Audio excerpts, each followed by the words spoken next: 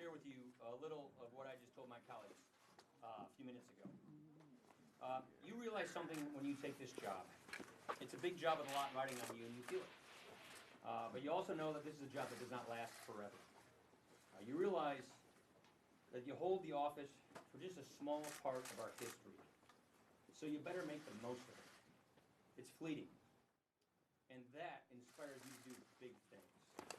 And on that score, I think we have achieved a heck of a lot.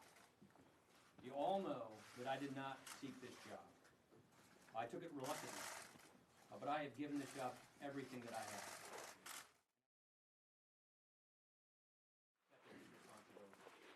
This has been one of the two greatest honors of my life. The job provides incredible opportunities. But the truth is, it's easy for it to take over everything in your life. And you can't just let that happen. Because there are other things in life that can be fleeting as well. Namely, your time as a husband and a dad, which is the other great honor of my life. That's why today I am announcing that this year will be my last one as a member of the House. To be clear, I am not resigning. I intend to full my served term as I was elected to do.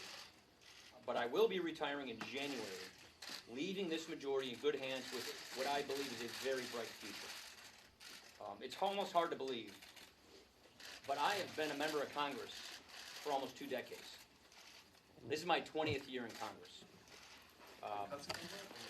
My kids weren't even born when I was first elected. Our oldest was 13 years old when I became Speaker. Now, all 3 of our kids are teenagers. And one thing I've learned about teenagers is their idea of an ideal weekend is not necessarily to spend all of their time with their parents. What I realize is if I am here for one more term, my kids will only have ever known me as a weekend dad. I just can't let that happen. So I will be setting new priorities in my life, but I will also be leaving incredibly proud of what we have accomplished.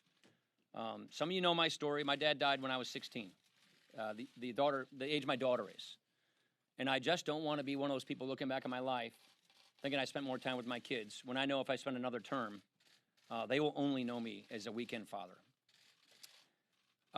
So I'm really proud of what we've been able to do. When I took this job, one of my conditions was that we aim high, that we do big things, that we fashion an agenda, that we run on that agenda, that we win an election, and then we execute that agenda. I am so proud that that is exactly what we have done and what we are doing right now. We've accomplished so much since then. Probably the 2 biggest achievements for me are first, the major reform of our tax code for the first time in 36 years, which has already been a huge success for this country, and that's something I've been working on in my entire adult life. Second, something I got much, much more invested on since becoming Speaker is to rebuild our nation's military. And after tax reform addressing our military readiness crisis, that was a top priority that we got done last month as well. These I see as lasting victories that will make this country more prosperous and more secure for decades to come. There are so many other things that we have gotten done. And of course, I'm going to look back proudly on my days at the Budget Committee and the Ways and Means Committee. But I don't want to be too sentimental here. I want to be clear, I'm not done yet. I intend to run through the tape to finish the year. Some of you wonder why I can't just do the normal politician thing, and which is to run and then retire after the election. That is what I'm told is the politically shrewd thing to do. I considered that. But just as my conscience is what got me to take this job in the first place, my conscience could not handle going out that way. I pledged to serve the people of Wisconsin in the 1st District honorably. And in order to serve the people in my district honorably, I have to serve them honestly. And for me to ask them to vote to re-elect me, knowing that I wasn't going to stay, is not being honest.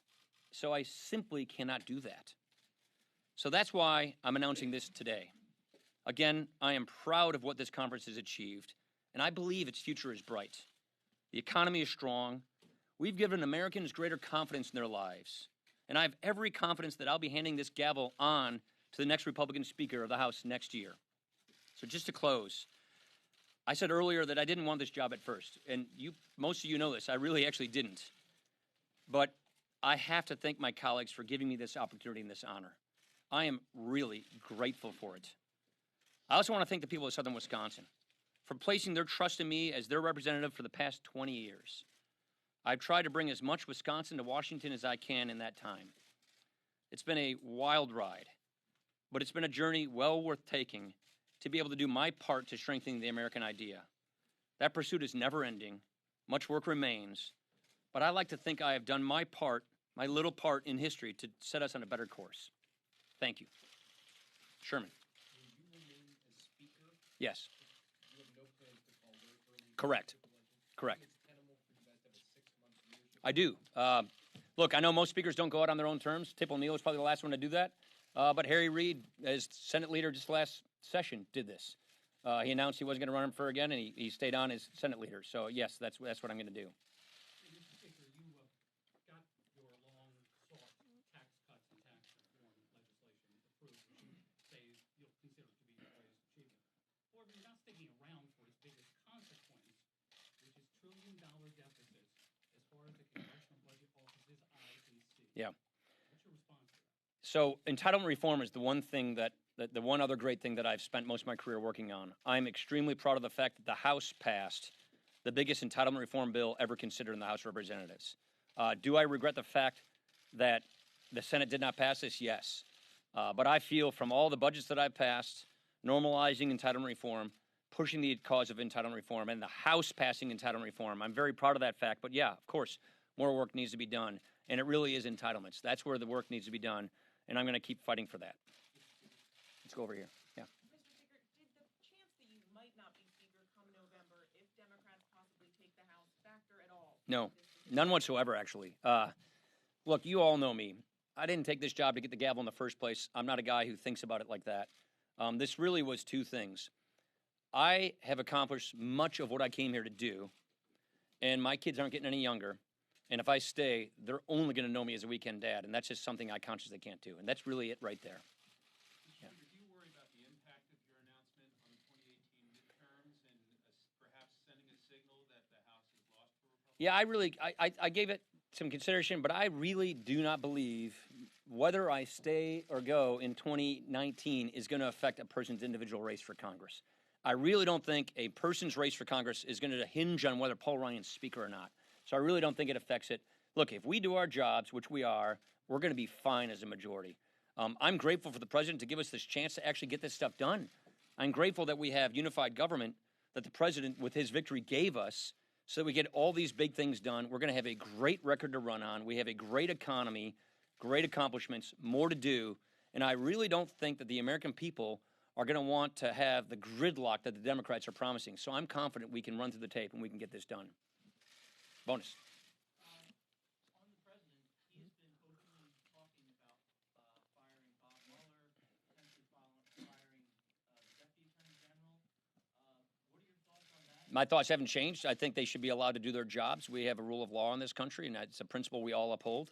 I have no reason to believe that that's going to happen. I have assurances that's not, because I've been talking to people in the White House about it. Rachel.